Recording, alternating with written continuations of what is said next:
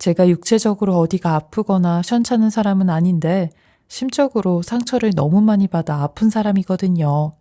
그나마 도시에선 경제생활도 하고 사람들도 만나며 지냈는데 지금은 친정 동생이 사는 시골로 내려와 농사를 도우며 살고 있어요.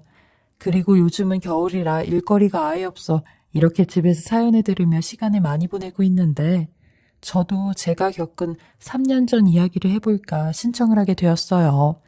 이 일을 잊기까진 오랜 시간이 걸렸고 사실 지금도 다 잊었다고 말할 수 없는데 익명으로나마 여러분들도 제 이야기를 듣고 조심하시길 하는 마음으로 털어놓아요. 저도 살면서 꽤 행복했던 시절이 있었어요. 남편도 있었고 자식들도 있었던 제 인생의 처음이자 마지막이었던 호시절이었죠. 저는 결혼을 좀 늦게 한 편이었는데 워낙 엄한 군인 아버지 밑에서 자라다 보니 주눅이 많이 들어 남자 만나는 걸 참 어려워했어요. 성격 자체도 워낙 자신감 없고 소심한 성격이긴 했지만 왜 그렇게 남자 만나는 게 어려웠는지 몰라요. 그래서 제대로 된 연애도 한번 못 해봤는데 나이가 들수록 그게 더 힘들더라고요. 게다가 늘 선을 보면 차익이 일수였죠. 저희 남매들은 다들 시집장가 가서 잘 살고 있는데 저 혼자만 결혼을 못해 노처녀로 늙어가고 있을 때였어요. 그러던 중 선을 보고 남편을 만나게 되었고 남편이 먼저 제게 다음번 데이트 신청을 하였고 딱 5번 만난 후에 결혼을 약속하게 되었어요. 남편도 그때 당시 노총각이었으니 나이 때문에 좀 서두르는 게 있긴 했죠. 그렇게 제 나이 30살, 남편 나이 34살에 결혼을 하게 되었는데 지금은 이 나이가 결혼 정년기지만 올해 71살인 저 때는 너무나도 늦은 나이였죠. 어른들도 제가 나이가 많으니 애나 낳을 수 있을런지 다들 걱정이 태산이었어요. 하지만 저는 그 걱정을 뒤로 하고 결혼 7개월 만에 임신이 되었습니다. 그것도 쌍둥이를 말이죠. 병원에선 자연으로 쌍둥이를 임신한다는 건 정말 축복이라고 했는데 이런 축복 같은 아이들을 저는 잘 키우고 싶었습니다. 태어나기 전부터 극성으로 태교에 힘쓰며 복들이라는 조금은 촌스러운 태명까지 불러주었어요. 그렇게 출산을 하게 되었는데 한 번에 딸이 2명이 생기게 되었죠. 저는 딸이든 아들이든 아이들이 건강하게 태어난다면 너무 좋았는데 시댁에선 그게 아니었어요. 그깟 딸을 2이나 낳으려고 그렇게 더 먹고 돈을 더 쓴 거냐며 이제 우리 아들만 뼈 빠지게 생겼다고 혀를 끌끌 차셨죠. 하지만 남편은 저와 같은 생각이었어요. 이렇게 고생고생해서 자식을 낳았는데 그게 딸이든 아들이든 뭐가 그렇게 중요하냐며 딸들을 아주 지극정성으로 키우기 시작했죠. 남편은 그때 당시만 해도 일반 회사원이었는데 딸들이 태어나고 2돌이 지날 무렵 직장을 그만두게 되었어요. 몇몇 사원들과 함께 사직서를 내고 사업을 하겠다고 하더라고요. 워낙 모험적이고 활달한 성격의 남편이었지만 그런 대책 없는 일을 벌이다니 싸우기도 무척 싸웠어요. 우리는 다른 부모들보다 나이도 많아서 늙어서까지 애들을 키워야 되는데 어떻게 이렇게 대책 없는 일을 했냐고 하니 남편은 다 생각이 있으니 걱정하지 말라고 아주 호언장담을 하더라고요. 그러더니 정말로 사업이 잘 되기 시작했어요. 남편 또한 회사 시절에 쌓아둔 내공으로 사업을 할 때 기지를 발휘했는데 이런 남편 덕분에 돈 걱정 없이 애들 키우며 사교육에 열을 올렸죠. 임신했을 땐 저나 남편이나 나이가 많아 이 애들을 늙어서까지 어떻게 키워야 되나 걱정이 태산이었지만 다행히 부족함 없이 지들이 하고 싶어하는 걸 다 시켜주며 키울 수 있었어요. 딸들은 어렸을 때부터 피아노를 쳐서 대학도 피아노를 전공할 생각이었는데 둘 다 쌍둥이여서 그런가 취향도 좋아하는 것도 잘하는 것도 비슷했어요. 그리고 유대감이 정말 끈끈해 어쩔 때는 제가 들어갈 틈이 없을 정도였는데 자기들끼리만 아는 저는 모르는 그런 비밀도 둘이서만 나누곤 했어요. 그래서 가끔은 좀 소외감이 들긴 했지만 자매끼리 사이가 나쁜 것보단 좋은 게 낫다 싶었죠. 남들이 봤을 때도 저희 가족은 참 화목한 가족이었어요. 남편은 이것도 어느 정도 경제적 여유가 있으니까 이렇게 화목하게 지낼 수 있다고 했는데 뭐 남편 말대로 저도 어디 나가서 설거지나 서빙은 하지 않으니 천만다행으로 여기며 늘 고맙게 생각했죠. 저희 친정 식구들 또한 제가 시집은 제일 늦게 갔지만 제일 잘 산다고 얘기할 정도였거든요. 이런 행복이 영원할 줄 알았는데 어느 순간부터 남편의 한숨소리가 점점 늘어나기 시작했어요. 그 한숨소리를 들을 때면 저도 걱정이 돼서 무슨 일이 있냐고 물으면 매번 남편은 짜증 섞인 목소리로 남자가 하는 일에 왜 참견을 하려고 하냐며 집안일이랑 애들이나 신경 쓰라고 하더라고요. 그러다가도 어느 날은 기분이 좋아서 딸들에게 용돈을 턱턱 주며 아버지가 든든하게 지켜줄 테니까 우리 딸들은 아무 걱정하지 말고 피아노만 열심히 치라고 했던 사람이었죠. 하지만 20년 만에 남편의 사업이 바닥을 치기 시작했어요. 사업이 점점 기울어지더니 남편이 무리하게 투자를 하기 시작했고 급한 마음에 했던 투자는 사기로까지 이어지게 되었죠. 그러면서 가지고 있던 전 재산을 싹 다 날려버리게 되었는데 그때가 하필이면 딸들이 고3인 아주 중요한 시기였어요. 내년이면 대학에 들어가는 해였는데 집에 온통 빨간 딱지로 쑥대밭이 되어버린 거죠. 당연히 딸들은 대학 시험을 망쳐버렸고 인생마저 망친 것처럼 아무것도 하지 않았고 밖에도 나가지 않았어요. 그리고 저희 부부랑도 단 한마디 말을 하지 않았는데 저는 그런 딸들을 붙잡으며 우리 집 어떻게 해서든 다시 일어날 테니까 아무 걱정하지 말라고 했어요. 그리고 엄마가 무슨 수를 써서라도 돈 벌 테니까 니들은 재수해서 내년에 다시 대학에 가라고 했어요. 엄마가 그 정도는 충분히 뒷바라지 해줄 수 있다고요. 그리고 다행인 게 남편의 사업이 쫄딱 망했지만 빚을 진 건 없었기에 우리 상황이 아주 최악은 아니라고 했죠. 저는 딸들과의 약속 후 정말 밤낮 없이 일을 하기 시작했어요. 새벽에는 농수산물 시장에 가서 과일을 나르고 점심부터 저녁까지는 하루 종일 식당에서 주방 일을 했어요. 그리고 퇴근을 하면 시내로 나가 전단지 돌리는 일까지 했죠. 그렇게 일을 마치고 집에 들어오면 새벽 1시, 2시였는데 집엔 늘 아무도 없었어요. 왜냐면 그때 당시엔 저만 열심히 산 게 아니라 가족 모두가 열심히 살았거든요. 저희 딸들도 새벽까지 독서실에서 공부를 하고 왔고 남편도 이리저리 일용직 일을 하러 다녔기에 집에 잘 붙어있지 않았어요. 몸은 부서질 듯 힘들었지만 마음만은 꽉 찬 듯 든든했죠. 이렇게 열심히 살면 무조건 몇 년 안에는 다시 일어날 수 있을 거란 확신이 들어 힘들어도 힘들지 않았거든요. 하지만 저의 이런 확신은 얼마 가지 않아 산산조각이 나버렸어요.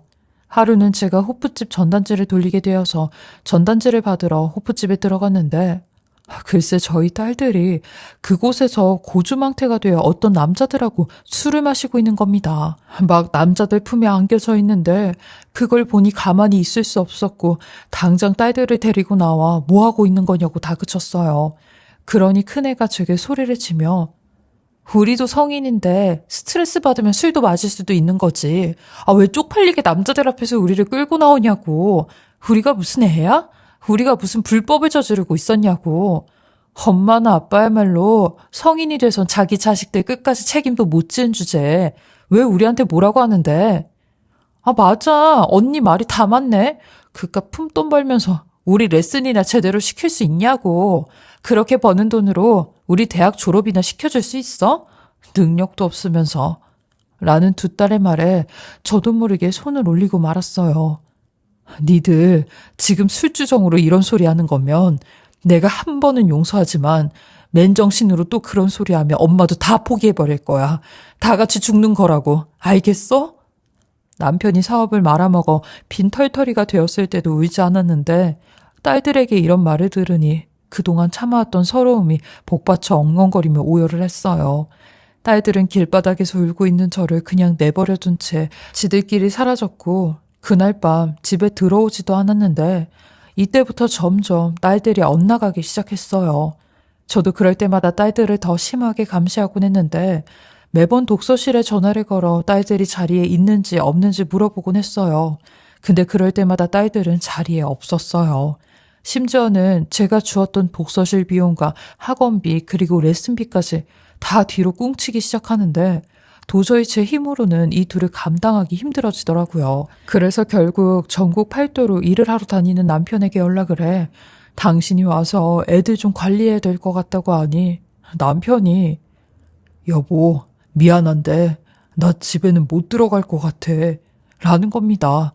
그게 뭔 소리냐고, 왜 집에 못 들어오냐고 하니, 글쎄, 전국 팔도로 일용직 일을 하러 다닌다던 남편은 1년 동안 노름판을 전전하며 노름을 하고 다녔고, 돈을 벌기는커녕 죄다 잃어버려 지금은 쫓기는 신세라고 하는 겁니다. 그 말을 듣는데 열심히 살고 있다고 생각한 가족들이 전부 다 제 뒤통수를 치고 다른 짓들을 하고 있었다니 말이 안 나왔어요. 결국 남편은 이 모든 사실을 이실직고 집으로 들어오게 되었고 집에 와서부터는 더 뻔뻔하게 행동을 하더라고요. 한 푼이라도 벌어올 생각은 안 하고 집에서 술만 마시며 과거에 화려했던 시절만 되뇌이는데 한 번은 그런 남편을 보고 있자니 속이 터져서 고물 줍는 일이라도 하라고 소리를 쳤어요. 그러니 하는 말이 내가 한 달에 얼마를 벌었던 사람인데 길바닥에서 쓰레기를 줍고 있으라고? 그걸 내가 어떻게 해? 하며 자존심이 상해 하지 못하겠다고 하더군요. 그깟 자존심이 문제냐고. 지금 당장 쌀 살 돈도 없는데 쓸데없이 눈만 높아가지고 언제까지 과거 시절만 생각하며 살 거냐고 하루가 멀다 하게 싸워댔어요. 그러니 점차 딸들도 집에 안 들어오기 시작했는데 둘 중에 하나라도 제대로 정신이 박혔으면 제가 덜 했을 텐데 쌍둥이 딸들은 이럴 때도 일심동체로 제 속을 같이 썩이더라고요. 둘 다 갓 20살이니 성인이라며 지들 멋대로 하고 다니더라고요. 아예 대학 갈 생각은 없어 보였고 가끔씩 집에 들어와 돈을 내놓으라며 행패를 부리기 일쑤였어요. 매번 저랑 말다툼을 하다가 나중엔 꼭 몸싸움까지 이어졌는데 그럴 때마다 두 딸들은 제 몸을 짓누르며 지갑에서 동전 1원 하나까지 죄다 털어갔어요. 저는 그런 딸들에게 매번 이렇게까지 해서 돈 가져다가 어디다 쓰는 건데 이렇게까지 해서 뭐 하려고 하냐고. 니들이 그러고도 자식들이야? 우리도 엄마 자식인 거 창피하거든. 아빠라는 사람은 365일 술이나 마시고 저러고 해롱대고 있는데 부모 노릇도 제대로 안 하면서 왜 맨날 우리 보고 뭐라고 하는데 그냥 내놓으라면 내놔. 우리가 뭘 하든 알아서 뭐 하게? 하는데 그날 혼자서 얼마나 울었는지 몰라요. 고작 1, 2년 전만 해도 우리 가족이 이렇게까지 망가질 줄이야 생각도 못했거든요. 이런 속 터지는 얘기를 친정 식구들한테도 창피해서 말을 못하겠더라고요. 내 자식이 이런 폐륜한데 이런 얘기를 누구한테 하겠나요? 누워서 침 뱉는 건데 말이죠. 그리고 가끔은 딸들이 제 얼굴이나 팔에 상처를 내면 그날은 직장에 가서도 거짓말을 하기 일쑤였어요. 넘어졌다, 굴렀다, 어디 긁혔다 하는 누구나 뻔히 알 법한 그런 거짓말을요. 그렇게 칠흑 같은 5년의 시간이 흘렀는데 결국 남편은 먼지처럼 사라지고 말았어요. 원래 가끔 밖에서 술을 퍼마시느라 집에 안 들어온 적은 있었지만 이렇게까지 짐을 다 싸들고 나간 적은 없었는데 퇴근을 하고 집에 오니 아주 집을 쑥대밭으로 만들어 놓고 돈 될 만한 것들까지 싹 다 가지고 사라져 버렸더라고요. 늘 술에 취해 있는 인간이긴 했지만 그래도 제게 미안하다며 매일 새벽마다 아침밥상을 차려둔 사람이었는데 그래서 저도 시간이 지나면 좀 변할 줄 알고 기다려줬는데 이렇게 말 한마디 없이 사라져버리니 너무 허망하더라고요. 그 인간에게 저런 사람은 아무런 의미가 없는 사람이었구나 싶었습니다. 그렇게 저는 제 나이 55에 모든 걸 잃어버렸어요. 너무 일찍 모든 걸 다 잃은 거죠. 딸들도 지 아버지가 사라지니 얼마 있다 소리 소문 없이 연락이 두절되었는데 근 10년 동안 연락이 안 되었어요. 몇 번이나 수소문해서 딸을 찾아봤는데 딸들과 연락하는 사람은 단 한 명도 없더라고요. 정말 얘들이 죽었는지 살았는지 결혼은 했는지 자식은 낳았는지 알 턱이 없었죠. 어느 날은 사무치듯이 가족들이 보고 싶어서 한번 제대로 찾아볼까 싶다가도 막상 제가 찾는다면 남편이나 딸들이 절 반가워하지 않을 것 같아서 그 두려움 때문에 더 찾을 생각을 못했어요. 괜히 서로 다들 잘 살고 있는데 제가 긁어부스럼 만들고 싶지 않았거든요. 그러던 4년 전 제가 생각지도 못하게 저희 딸들이 절 찾아왔습니다. 14년 만에 본 딸들은 저만큼이나 나이가 들어서 한 번에 알아볼 순 없었는데 이내 딸들인지 알아보고 눈물부터 났어요. 딸들도 그런 저를 보고 눈물을 글썽이는데 애들도 나이가 드니 10여 년 전 철없던 모습은 온데간데없고 제게 죄송하다는 말만 되뇌이더라고요. 그렇게 몇 시간 동안 딸들과 함께 그동안의 못다한 이야기를 했는데 딸들은 집을 나가서 알바를 하며 돈을 벌어 둘이 살았다고 하더라고요. 둘 다 피아노를 10년 넘게 쳐왔으니 음식점이나 카페 같은 곳에서 피아노 치는 알바를 했대요. 그리고 그걸로 돈을 모아 지금은 인터넷 쇼핑몰을 하고 있다는데 둘 다 결혼하지 않았더라고요. 이유는 아버지 같은 남자를 만날까봐 그것 때문에 비혼주의자가 됐다는데 너무 늦게 찾아와서 죄송하다며 용기를 내기까지 10년이 넘는 세월이 걸렸다고 하더라고요. 그때는 어린 나이에 갑자기 몰락한 집안과 반지하에서 살아야 되는 현실이 믿기지가 않아 계속 삐뚤은 행동만 했다며 이제라도 저한테 사죄를 하고 다시 예전의 모녀 사이로 되돌아가고 싶다며 눈물을 흘리는데 제가 많이 보고 싶었다고 하는 겁니다. 저 또한 이런 딸들을 끌어안으며 잘 돌아왔다고 엄마도 많이 그리웠다며 얼마나 울었는지 몰라요. 그렇게 저는 딸들과의 재회 후에 일주일에 한 번씩 만나서 그동안 못 해봤던 걸 다 해봤는데 밥도 먹고 영화도 보고 카페도 가고 그랬어요. 그러다가 제 환갑 얘기가 무슨 말끝에 나왔는데 딸들이 제 환갑을 못 챙겨서 마음에 걸린다며 해외여행을 가자고 하더라고요. 저는 괜찮다며 손사래를 쳤어요. 엄마 환갑이 벌써 몇 년이나 지났는데 괜찮아. 그리고 해외로 여행 가면 돈이 한두 푼 드는 게 아닌데 엄마는 니들하고 이렇게 일주일에 한 번씩 시간 내서 보는 것만 해도 너무 좋아. 꿈만 같다니까. 엄마 그러지 말고 같이 가자. 우리가 엄마 환갑도 못 해드리고 마음에 걸려서 그래. 그렇지 않아도 나 아는 지인이 동남아에서 이번에 숙박사업 하게 됐는데 공짜로 쓰게 해준다고 놀러 오라고 했거든. 겸사겸사 가면 좋지. 그래 엄마. 엄마는 그냥 몸만 오면 돼.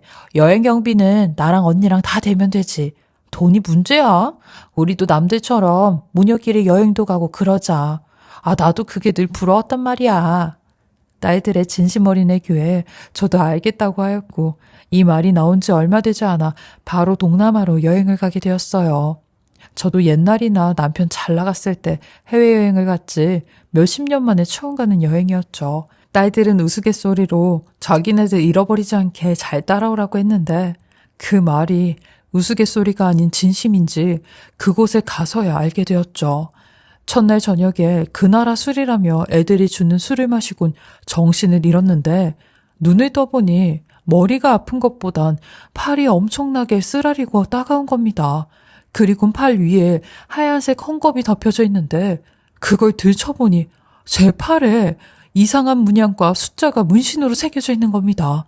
아무리 닦으려고 살을 닦아내도 따갑고 쓰라릴 뿐이었지 지워지지가 않았어요. 저는 이게 다 뭐지 싶어 혼자 놓여진 방에서 나가려고 하는데 방 밖을 나가니 그곳은 제가 왔던 숙소가 아닌 노역을 하는 노역장 같은 곳이었습니다.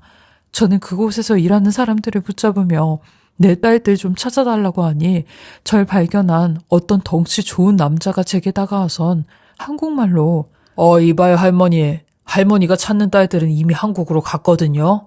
이제부터 할머니는 여기서 잠자코 일해야 되는 팔자니까 괜히 소란 피우지 말고 나 따라와 라고 하는데 저는 몇 번이나 제 볼따구를 꼬집었어요. 이건 분명히 꿈일 거라 생각이 들었는데 꿈이 아니라 현실이더라고요. 저는 반강제로 끌려가다시피 끌려가 처음 해보는 일을 했는데 실을 뽑아내는 방직 같은 일을 했어요.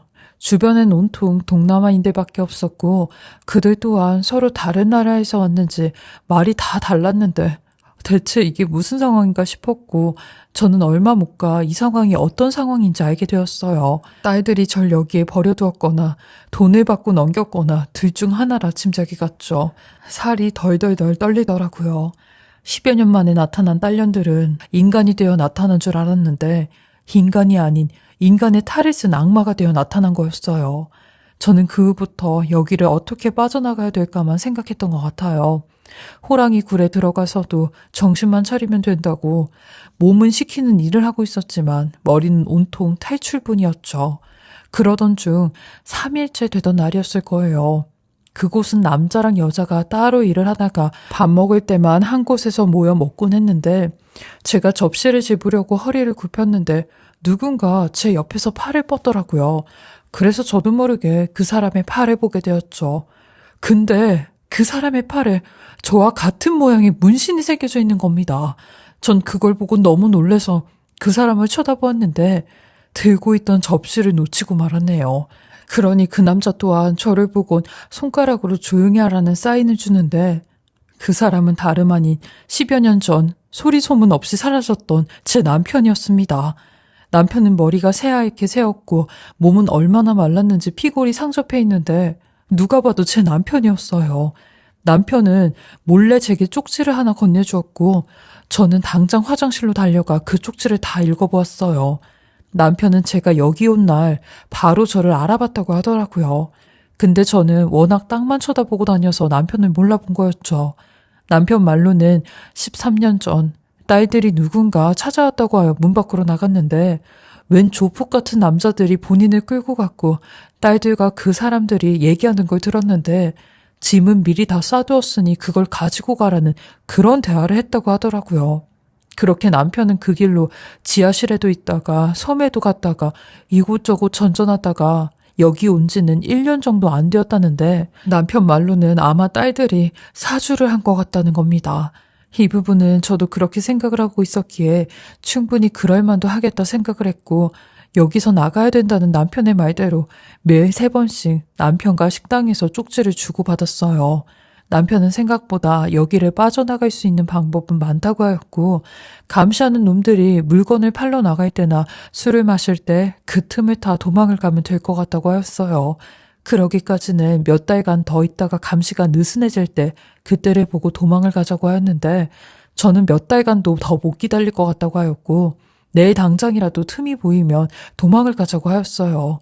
그렇게 저는 남편과 새벽에 맨발로 그곳을 빠져나왔고 그곳과 한참 멀리 떨어진 곳까지 도망을 쳐왔어요. 그리곤 동이 틀 때까지 기다렸다가 대사관으로 가기로 하였죠. 저보다 남편이 더 몸을 벌벌 떠는데 아마 거기에 제가 없었다면 본인은 죽을 때까지 그곳에서 못 나왔을 것 같다고 하더라고요.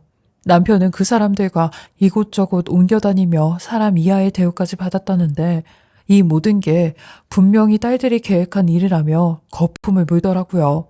저랑 같은 문신을 해놓은 것도 나중에 저희가 어딘가에서 병들거나 운명을 다하는 날이 오면 지들이 쉽게 알려고 같은 문신을 새겨놓은 것 같다는데 정말 자식이 부모한테 이렇게까지 할 수 있는지 제가 이딴 것들을 낳고 미역국을 먹었다는 생각에 가슴을 칠 일이었어요. 그리고 듣게 된 또 다른 사실이 그 덩치 놈들이랑 저희 딸들이랑 서로 잘 아는 사이 같다고 하더라고요. 하루는 그 덩치놈들이 남편에게 당신 딸들이 꼴의 아버지라고 살살하라고 하네 라고 했다는데 그 말을 듣곤 이것들이 한패구나 싶었답니다. 남편도 그간 참아왔던 서러움을 토해내는데 그런 남편과 얼마나 울었는지 몰라요.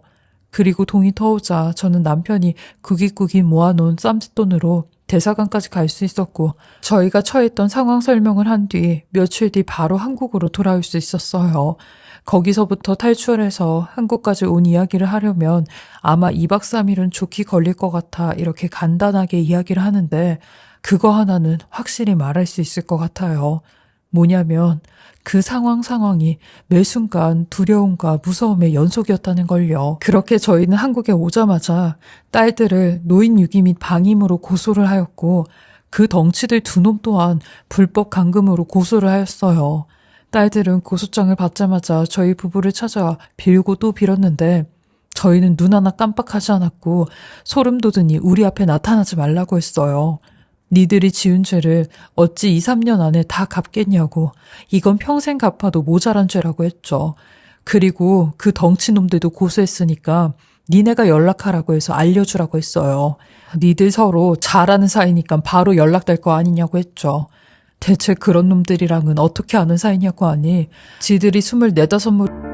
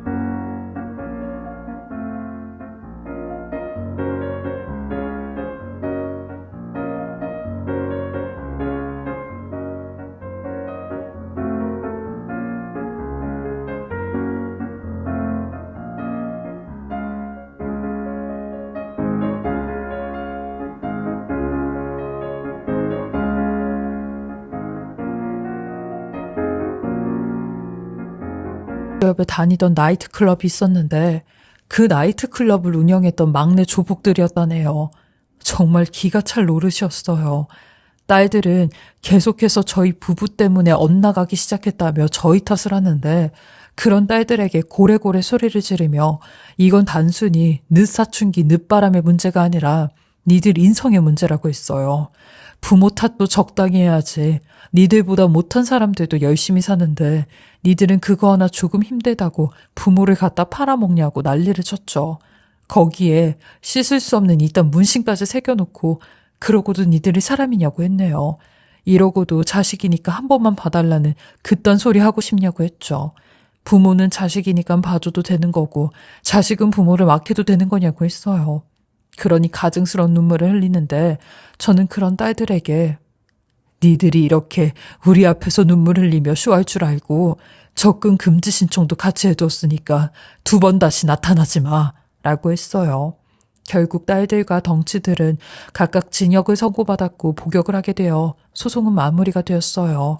그리고 남편은 저와는 같이 살 수가 없어 시설에 입소를 하게 되었는데 한 3달 뒤쯤에 남편이 입소한 시설에서 연락이 왔어요.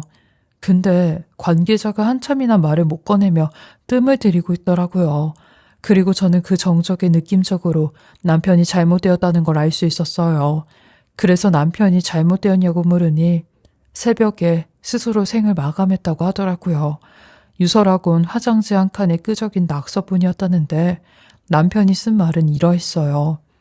그곳에 있을 땐 세상 밖으로 나가고 싶었는데 세상 밖에 나오니 그곳과 다를 바가 없고 무섭다며 이제 어찌 살아야 될지 모르겠다는데 아마 내가 그곳에 길들여졌다 보다 라고요. 짤막하지만 남편의 심정이 담긴 글귀였어요. 그 말을 듣는데 이상하게 눈물은 안 나는데 가슴이 참 아프더라고요. 관계자는 제가 남편이랑 헤어질 때 2번 다시 연락하지 말고 지내자는 말을 들어서 무연고자로 장례를 진행하려고 했는데 절차가 있어서 연락을 드린 거라고 하더라고요. 그래서 제가 시신 인도를 거부하면 각서를 쓰고 장례는 관할구청에서 대신 치러준다고 하는데 저는 그렇게 하지 말라고 했어요. 아무리 2번 다시 보지 말자고 해도 남편인데 장례는 내가 치러준다고 했어요. 남아있는 정은 하나도 없었지만 그래도 26년 동안 같이 산 사람이니 최소한의 도리는 해줘야 하니까요. 주변에선 뭐 그리 오지랖을 떠냐며 살아생전 그렇게 힘들게 괴롭혔는데 뭐하러 장례까지 치러주냐고 하더라고요. 하지만 제가 이렇게 해야 마음이 편할 것 같았어요. 제 마음 편하고자 장례를 치러주었죠. 그렇게 장례를 다 치른 후에 혼자 집으로 돌아왔는데 그때부터 우울증에 걸린 사람 마냥 아무것도 하지 않고 누워서만 지냈어요. 어떠한 의욕도 나지 않더라고요. 한 10개월 동안 제게 너무 많은 일들이 벌어졌고 남들은 일생에서 겪을까 말까 한 일까지 겪으니 저도 꽤 충격이 컸나 봐요. 게다가 남편마저 저렇게 허탈하게 세상을 떠나버렸으니 그럴 만도 했죠. 그리고 이제와 이야기하는 건데 사실 그때 남편한테 2번 다시 보지 말자고 하긴 했지만 저도 아예 그럴 생각은 없었어요. 나중에 남편이 시설에서 조금 좋아진다면 데리고 나와서 서로 말벗이나 하며 삼시세끼 밥이나 같이 차려 먹으며 지내려고 했는데 그런 일말의 희망이 영원히 사라져버리니 저도 좀 힘들더라고요. 그래서 정신과를 찾아갔는데 의사 선생님 말로는 의외로 슬픔은 나누면 절반이 될 수 있다고 가까운 가족이나 지인들에게 부끄러워하지 말고 속 시원하게 다 털어놓아 보라고 하더라고요. 그래서 직계 가족들에게 제 사정 이야기를 하게 되었어요. 처음 꺼낸 저희 집안 사정이었죠. 게다가 가뜩이나 제 팔에 대문짝만하게 그려진 문신들을 보고 다들 수군거렸기에 이만한 기회도 없다 생각했네요. 그러니 생각보다 많은 분들이 위로를 해주었고 제 바로 밑에 이혼한 여동생은 그런 저와 함께 시골에 내려가 살자고 하였어요. 그래서 지금은 3년째 시골에서 여동생과 함께 살고 있는데요. 제가 자식들은 없지만 다행인 건 저희 여동생의 자식인 제 조카들이 저한테도 참 잘하고 있어 조카들 보며 마음의 위로를 삼고 있어요. 그래서 이 사연도 저희 조카가 저를 대신해 컴퓨터로 써주었는데요. 조카 아니었음 제 얘기를 여러 사람들에게 할 기회도 없었을 것 같아요. 그리고 이렇게 속 시원하게 제 이야기를 해볼 기회도 없었고요. 저의 길고 긴 이야기 들어주시고 읽어주셔서 감사하고요. 물론 여러분들은 저와 같이 이런 험한 일을 겪진 않으셨지만 인생에서 정말 중요한 건 뭔지 잊지 마시고 늘 행복하게 사셨으면 좋겠습니다. 복된 날들이 가득하시길 얼굴 모르는 늙은이가 행운을 빌겠습니다.